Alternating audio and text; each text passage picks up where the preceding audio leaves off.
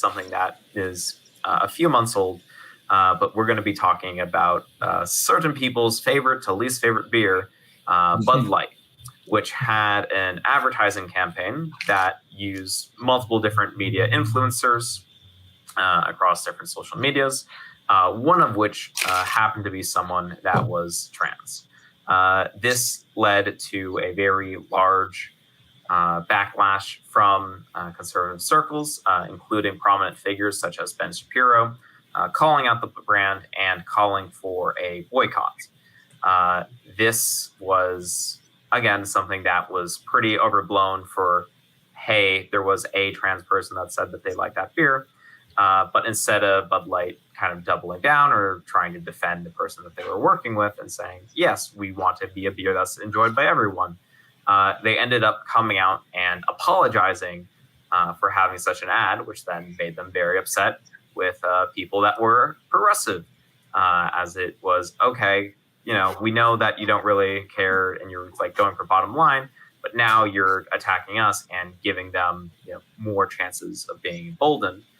Which then was so upsetting to the actual staff within that the apology from Bud Light corporate was they ended up giving their staff a lot of free samplings and free beer to try to at least make the staff a little bit more happy, and ending up having to be in this really, really awkward middle ground of an apology for their apology, but also not quite apologizing.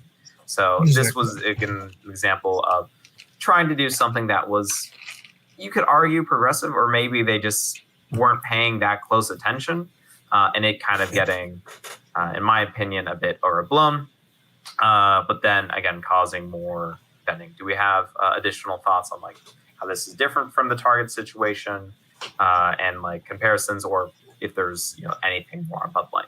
Chase, you wanted to say something? Yeah. More so when it came to just dealing with a lot of like Bud Light, as well as dealing with Dylan Mulvaney and the whole discourse as it is, the whole placement of conservatives talking about how, the progressive or the left basic ideology and agenda is just happening to more so boycott stuff that they don't like and then cry about it as it is. And it's now a cold cutting of seeing its hypocrisy. It's just all hypocritical hypocrisy when it comes to the right's ideology of calling back and now saying, they're canceling our favorite stuff, or they're canceling the favorite advertisements. Now, even with Bud Light, this was even when it came to more so not just Bud Light, but also National Women's History Month as well, and International Women's Day, International Women's Month, happening to take course, and they tried to boycott a lot of brands like Hershey as well as M&M, and you see it a lot as they are now just boycotting and being the same hypocrisy they talk about when it comes to like woke SJWs and the whole discourse as it comes with all of their shows. It's truly sad to see and very disappointing. Ashley?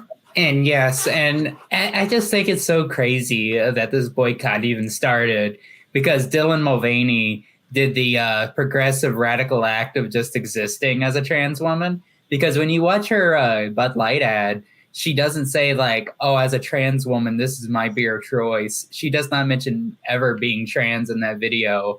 And it's just kind of sad to me that like just existing as a transgender person generated this type of outrage. I think the saddest part of all of this is that we're letting corporations and beer brands define our values as a society. Like this is like the symbol that we're heralding for what our public statements of who we accept as a society. That's just such a sad statement on like America in general. I think on the idea that like our debates center around what your favorite corporation that you consume is, saying about what this, as opposed to like, what are actual people saying about this? Not like, we're so based, everything we do is so based on like consumption and what our favorite product and beer and department store and chocolate, all this stuff that, ultimately has very little impact on our lives as an individual brand.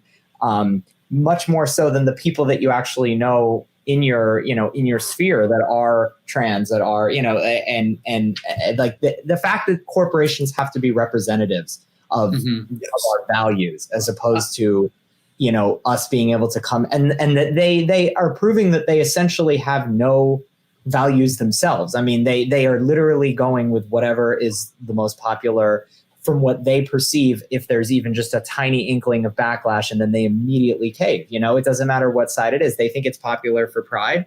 And then a couple of people get mad and knock over something in a store, and now they rearrange everything. And it just goes to show that like corporations have no values, really. They're amoral. You know what I'm saying? Like, and so we can't let them define what the conversation is going to be about.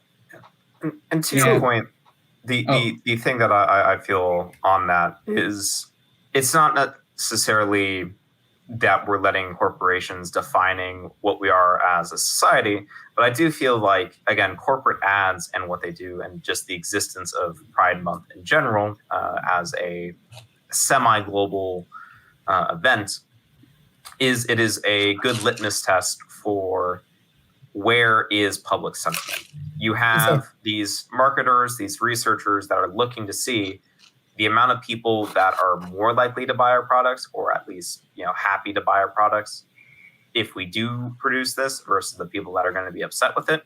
You're going to have a lot less people upset with it than you have people that are supportive of these products and these brands.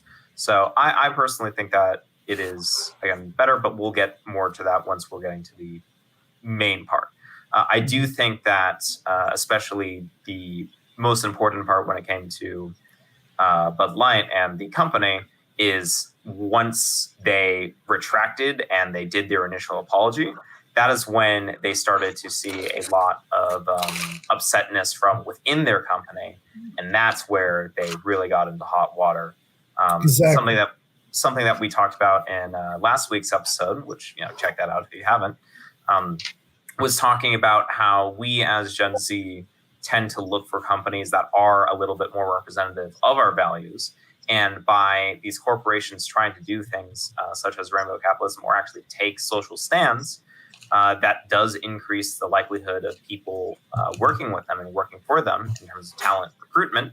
And if they do things that do hurt their the vision of what we see of these companies, then that is also going to hurt their future job prospects in terms of being able to get quality talent, because quality talent is going to say, well, you did this, this, and this, and therefore are less likely to work for them, or investors are less likely to invest with them out of protest. Ashley, you have something else you want to say? Thanks for watching. If you want to support our mission to transform politics into service, please like this video, subscribe, follow us on social media, and consider joining our Patreon, where you'll get early access to our interviews as well as other exclusive content. Links are in the description. Peace out.